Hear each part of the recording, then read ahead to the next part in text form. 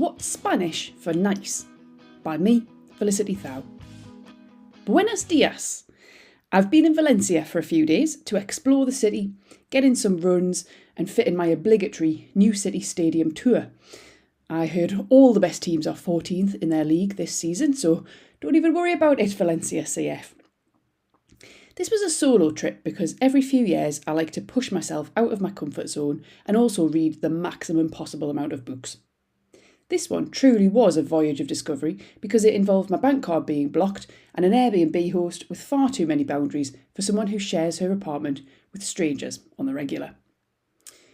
It was not relaxing, but I've realised that when I travel abroad, I'm never relaxed, and not for the obvious travel stress reasons. I'm never relaxed because it's important for me to be the perfect tourist. Specifically the top British tourist of all time. I will need to develop eyes in the back of both sides of my head so that I don't hold up any cyclist or pedestrian whilst checking a map. I've practiced some local phrases, and even if the only word I can recall is the one for thank you, you can bet your bottom euro that I'll be using that liberally, whether the situation calls for it or not. I am a polite person, but on holiday I'm falling over myself to ensure locals for years to come will be saying, wow, we were so wrong about the English. Did it work? Well, just ask the restaurant owner who cleared up the glass of my upturned cerveza, which I knocked over whilst having a diabetic hypo, or the aforementioned Airbnb host in whose bathroom I used, and I pray you all won't judge me for this incredible faux pas, the incorrect hand towel, or the fact that I feel like I need a holiday to recover from my holiday, in which I was basically a main character on set the whole time.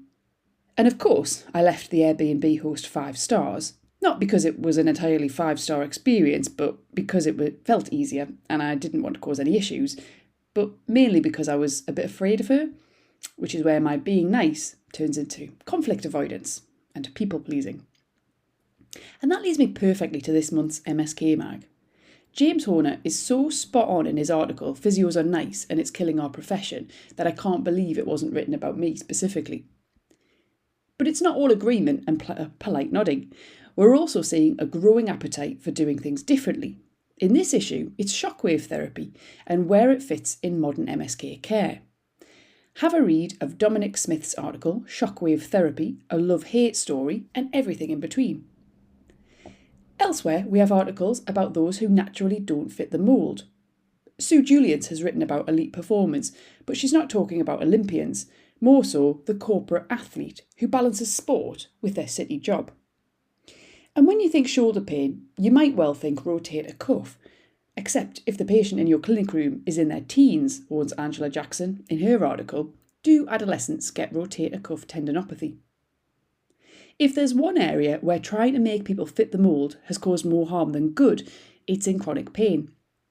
Offering a clearer framework and points not to miss, Ben Wybrow's full Chronic Widespread Pain Diagnosis Guide is published this month alongside his article detailing the inspiration behind it and its scientific backing.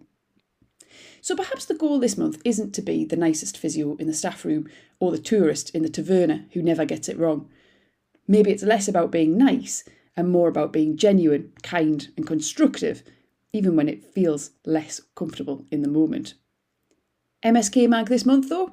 No overthinking needed. It's a genuine 5 stars from me.